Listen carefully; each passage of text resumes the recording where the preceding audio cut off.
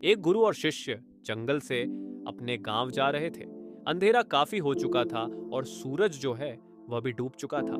तो शिष्य अपने गुरु से कहा कि गुरु जी, काफी रात हो चुकी है और सूरज पूरी तरह से डूब चुका है। तो बेहतर यही होगा कि हम आज की रात यहीं आसपास के किसी गांव में गुजारें। गुरुजी ने अपना सर हिलाया और वो आसपास के किसी गांव में एक छोटे से घर के पास जाकर रुके। अब जैसे ही वहां गए तो गुरुजी के शिष्य ने दरवाजा खटखटाया।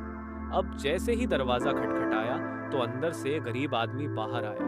तो गुरुजी ने बोला कि हम अपने गांव जा रहे थे, लेकिन रात होने की वजह से हमने इसी गांव में रुकने का सोचा। क्या हम आज रात आपके यहाँ रुक सकते? ये सुनने के बाद उस गरीब आदमी ने गुरुजी और उनके शिष्य को अंदर बुलाया। अब जैसे ही गुरुजी अंदर गए तो उन्होंने देखा कि बहुत ही ज्यादा गरीबी थी उस आदमी के घर में। तो गुरुजी ने उससे पूछा कि तुम काम क्या करता है? उसने बोला कि मेरे पास बहुत सारी ज़मीन है। तो गुरुजी ने बोला कि अगर तेरे पास इतनी सारी ज़मीन है तो फिर तो इस तरह क्यों रह रहा है? उस गरीब आदमी ने बोला कि मेरे पास जो ज़मीन है वो किसी काम की नहीं। गांव वाले कहते हैं कि वो बंजर ज़मीन है, वहाँ फसल नहीं उगाई जा सकती और वहाँ फसल उगाना बहुत बड़ी बेवकूफ़ी है। तो गुरुजी ने बोला कि फिर तेरा गुजारा किस पर होता है? तो उसने बोला कि मेरे पास एक भैंस है जिस पर मेरा पूरा घर चलता है। ये सुनने के बाद गुरुजी सो जाते हैं और रात को जब सब लोग सो रहे थे तब गुरु अपने शिष्य को उठाते हैं और उस गरीब आदमी की भैंस को लेकर अपने गांव चले जाते हैं। तो शिष्य अपने गुरु से पूछता है कि गुरुजी, आप गलत तो नहीं कर रहे हैं ना? उस गरीब आदमी की रोजी रोटी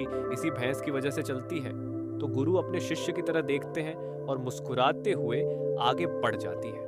उस बात को तकरीबन 10 साल गुजर जाती है और जो गुरु का शिष्य था वह बहुत बड़ा गुरु बन चुका था। तो उसे उस गरीब आदमी की याद आती है कि मेरे गुरु ने उस आदमी के साथ अच्छा नहीं किया था, मुझ पर चलकर देखना चाहिए वो आदमी किस परिस्थिति में है। तो वो शिष्य उस गांव की तरफ जाता है और वह वहां जैसे ही पहुंचता है तो देखते हैं कि जिस जगह पर उस गरीब आदमी का झोपड़ा था वहां पर बहुत बड़ा आलीशान महल बन चुका था और झोपड़ी के बाहर जो बंजर जमीन थी उस पर फल और फूलों के बगीचे थे।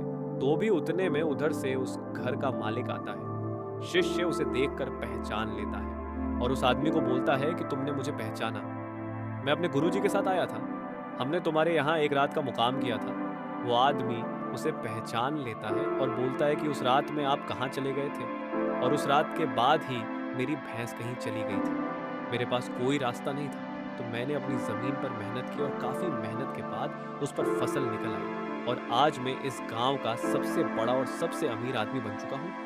ये सुनने के बाद शिष्य की आंखों में अपने गुरुजी के लिए आंसू आ गए और उसे ये बात अब समझ में आई और वह रोने लगा। इस कहानी से हमें ये सीख मिलती है कि हमारे पास भी बहुत कुछ है, हमारे अंदर भी बहुत कुछ है, लेकिन हमें किसी न किसी चीज़ ने रुका कर रखा है। वो आपके फैमिली वाले भी हो सकते हैं, वो आपकी जॉब भी हो सकती है या कुछ और भी हो सकता है। देखिए, कहीं आपके पास भी तो वैसे जैसी कोई दूसरी चीज़ तो नहीं है जिसने आपको आगे बढ़ने से रोक कर रखा है।